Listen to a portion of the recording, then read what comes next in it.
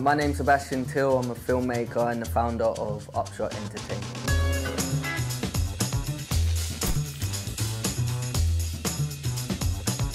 You know, the weird thing is for me, I don't really feel like I have like a defining moment because I wasn't one of those kids that knew that they wanted to be a filmmaker. It just came out of nowhere. I was filming out of just doing it for fun and just capturing moments. Mainly, I actually started filming when I was in secondary school, I would say, because what I used to do was I used to take a little camera and just film my friends just doing stuff. I really loved basketball when I was growing up, so film was not a passion when I was young, and I didn't know I wanted to do that, and I would say basketball was my life for a long period of time.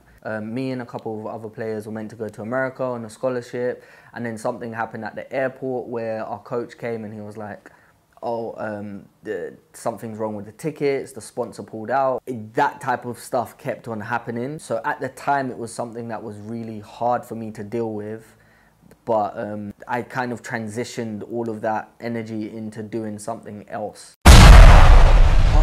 Upshot Entertainment came about out of my frustration with basketball. The way it started off is I was doing graphic designs and I was making t-shirts, and the t-shirts were things, they had phrases on them. This is Upshot clothing right here. Support a young brother trying to do good in the hood, alright? So, you know, some of them were comedic, some of them were, you know, thought-provoking. So it's basically, it was Upshot. What Upshot is now, it was like that, but on t-shirts. Through doing the t-shirts, I started to make adverts for the t-shirts, and then the adverts went viral, and then I started to make film, and then I realized that film was more of a passion or a stronger medium to do something meaningful. The way that I've transitioned from t-shirts to film permanently, I would say, is like from our video with ADot. We done a comedy sketch of ADot called How Not to Chat Up a Girl. Sorry, I'm looking for #1 hook walk. Yeah, #1 is just there, alright? Okay, wait a minute. Yeah, look.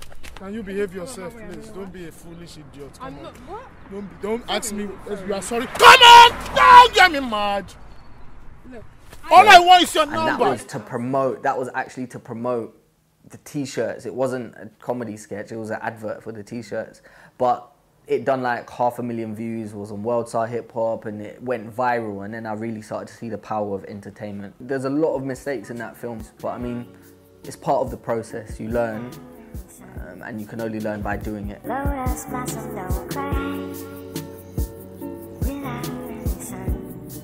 My motivation around illegal activity was, in fact, it was inspired by a friend called Imetepe Yorte, who's a poet, and he always used to say this quote, if reading was illegal, then man them would.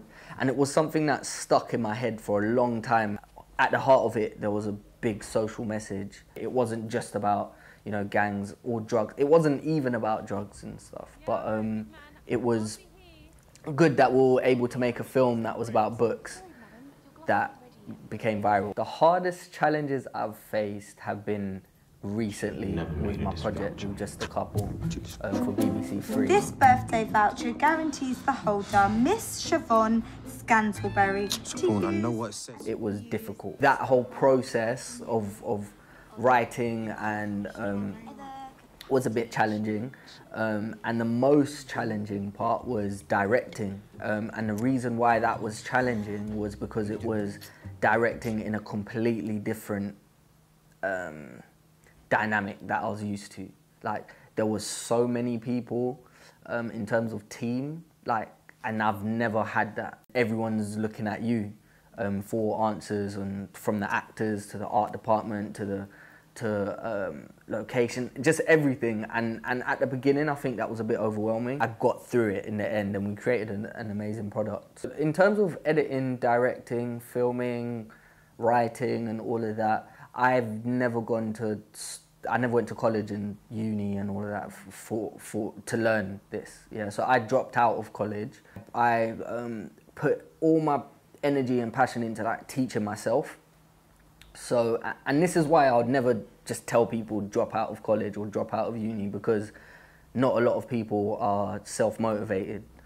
So I was one of those people that's able to be at home and get books and watch tutorials and teach myself stuff. I've done work experience at Jump Off TV. They really helped me learn a lot of stuff with editing. And one thing that I've done is I made sure I had a lot of mentors or people that were more experienced around me.